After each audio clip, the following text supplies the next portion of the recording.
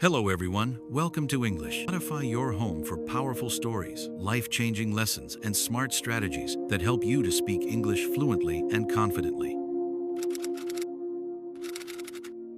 This matter is of the year 1914, when an 8-year-old child was playing in a village of Japan. Just then he saw a machine that moved on 4 wheels. It was Ford's Model T, seeing which this child became very surprised. This was that very day when this 8-year-old child developed an attachment with cars and mechanical parts for the first time. His name was Soichiro Honda, and who knew that in the coming time we would get to see his name on every small and big vehicle.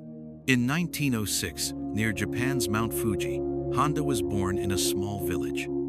His father, along with being a blacksmith, also used to do bicycle repair work part-time.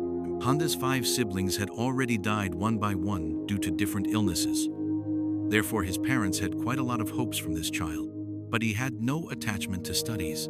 However, Honda was more interested in repairing bicycles with his father. When he became 16 years old, he saw a job ad in a newspaper. At an automobile service station in Tokyo, named Art Shokai, technicians were needed. Honda wrote a letter to the company for the job, and fortunately, a positive reply came from there as well. This was that time when Honda left his home and school and departed for Tokyo with the hope of earning. Honda's dream broke when he reached Art Shokai in Tokyo. The company owner started making Honda do cleaning work and even put him on babysitting. If Honda went back, what would he do? On one side, he had left his home and parents, and on the other side, useless work was being taken from him. He was feeling ashamed to go back to his village because he was not able to face his parents. This is the reason that for the next many months he remained forced to do this job there. After some time, the owner of Art Shokai also started taking workshop work from him. Honda had interest in this work from the beginning. Therefore, he understood things easily. In a few months, he had come to know quite a lot about every type of vehicle and their parts. During this time, Art Shokai also built 2 racing cars, among which the first car was Art Dizzler and the second was Curtis. Both these cars were built using used engines, which also achieved first position in the 1924 Japanese Motor Car Championship. Honda was still a good mechanic, but in this race he was sitting as an engineer along with the driver. This was that event after which Soichiro Honda made motor racing his religion. For the next many years, he kept doing the job at Art Shokai and kept increasing his experience as well. In 1928, at the age of 22, his owner decided to open another branch. This branch was to be in Hamamatsu City, to run which the owner sent Honda there by giving him responsibility. Honda started this new branch of Art Shokai with 1 worker, and in just 2 years increased it to 30 workers. He had now become a brilliant mechanic and a racing driver as well. Taking advantage of his skill, he designed a racing car for his owner. This vehicle could run at a speed of 120 kilometers per hour, which broke all previous records. This record remained Japan's highest record for the next 20 years. Honda's importance in the heart of Art Shokai's owner had increased even more. Honda wanted to open his own workshop, but perhaps fate did not approve it. In 1936, during racing, Honda had a terrible accident. In this accident, his life was saved, but his left arm got fractured, his shoulder got dislocated, and many wounds came on his face. He started seeing his life ending right there. Neither could he do mechanic work, nor could he take part in racing. After many months, when he got better again, he requested the owner of Art Shokai that he could no longer do repairing work. Rather, he presented the idea that why not start a separate company for making spare parts. The stakeholder of Art Shokai immediately rejected Honda's idea.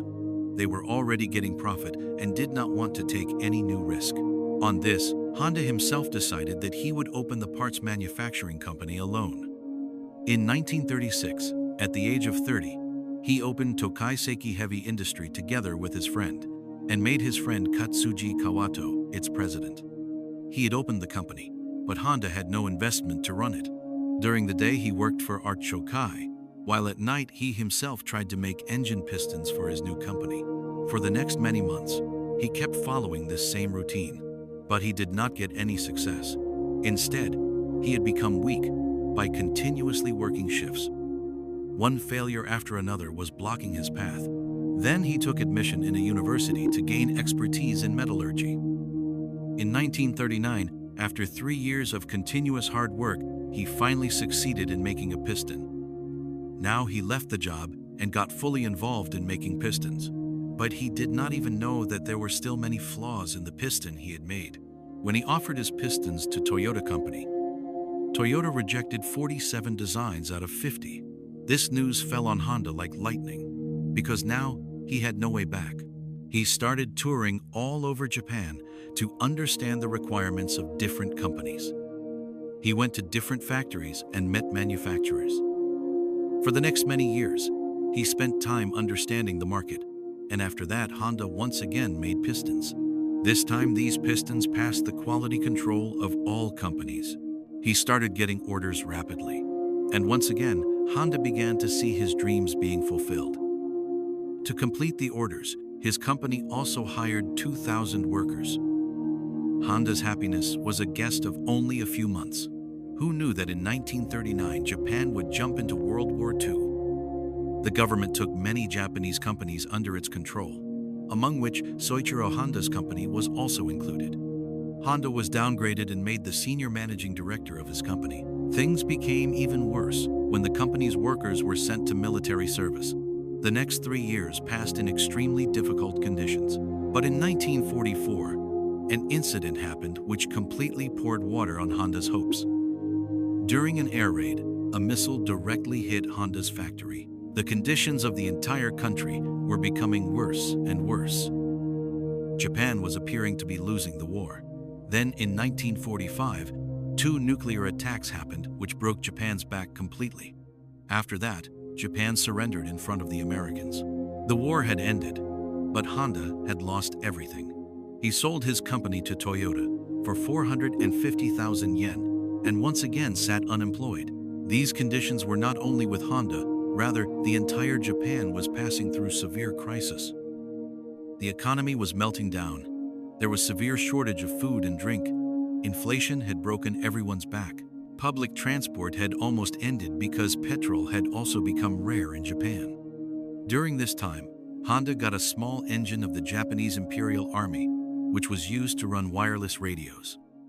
Being compelled by his habit, an idea came to him. He thought, why not attach this engine to a bicycle and solve his transportation problem? When people saw this engine-fitted bicycle, everyone liked this idea very much. Honda got some used engines, but the demand was so high that he designed his own new engine. This was the first time in history that Honda's logo was seen on a machine. Honda did not have enough money to make these bicycles on a mass level. So he wrote an open letter to 18,000 shopkeepers. People had so much trust in Honda that 3,000 shopkeepers gave positive replies and also gave money in advance.